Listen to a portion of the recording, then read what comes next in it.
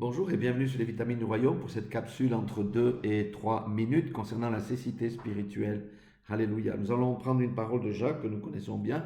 Jacques chapitre 1er verset 22. Mettez en pratique la parole et ne vous bornez pas à l'écouter en vous trompant vous-même par de faux raisonnements. C'est un premier conseil. Car si quelqu'un écoute la parole et ne la met pas en pratique, il est semblable à un homme qui regarde dans un miroir son visage, pardon, naturel et qui, après s'être regardé, s'en va et oublie aussitôt comment il était. Amen. Alléluia.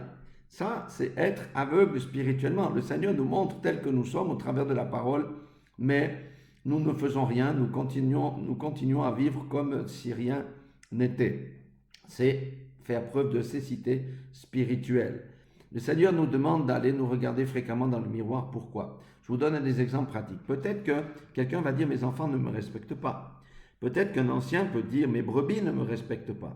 Peut-être qu'un mari peut dire ma femme n'est pas soumise. Peut-être qu'une femme peut dire mon mari ne m'aime pas. Quelqu'un peut dire aussi les autres me rejettent. Ça, c'est le constat, mais ce n'est pas la cause. Le Seigneur nous dit de nous regarder dans le miroir. Et le conseil pour retrouver la vue, la bonne vision, la claire vision, c'est d'aller poser la question à Dieu pourquoi. Pourquoi les enfants ne me respectent pas? Mais peut-être que je ne leur donne pas la bonne éducation. Peut-être que je suis trop coulante, peut-être que je ne sais pas marquer le territoire. Pourquoi les brebis ne me respectent pas en tant qu'ancien? Mais peut-être qu'elles préfèrent aller vers les autres anciens parce que je suis trop rude, je suis trop brusque, je n'ai pas vraiment le cœur de berger. Pourquoi ma femme, n'est pas soumise? Ben, peut-être parce que je ne la respecte pas. Et pourquoi mon mari ne m'aime pas? Ben, peut-être parce que je ne lui suis pas soumise et je fais ce que je veux. Peut-être que je le dénigre. Pourquoi est-ce que les autres me rejettent? Ben, peut-être que je n'ai pas le bon comportement adéquat non plus. Donc, voyez, pour toutes ces choses, il faut aller vers le Seigneur pour que le Seigneur nous donne la révélation de pourquoi ces choses arrivent. C'est ça, se regarder dans la parole. On médite. La parole nous parle. Alléluia.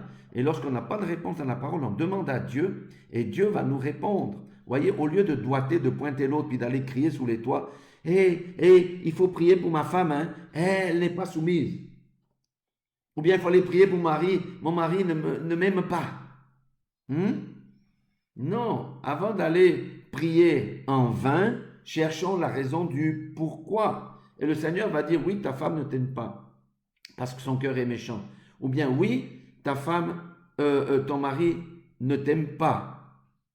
Pourquoi? Parce que tu la maltraites, que tu ne la respectes pas. Donc, voyez, nous allons chercher les paroles auprès du Seigneur et ça nous permet d'avoir une vision claire. Les hommes peuvent nous aider, mais très souvent leur jugement est biaisé parce qu'ils ne connaissent pas le cœur de la personne pour laquelle nous allons vers Dieu pour demander des éclaircissements.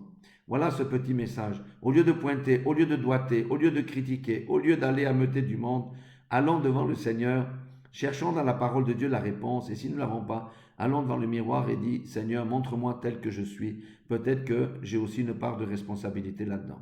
Voilà, soyez tous bénis dans le nom puissant de Jésus et que le Seigneur nous redonne une vision claire dans tous les domaines de notre vie et dans nos relations les uns avec les autres.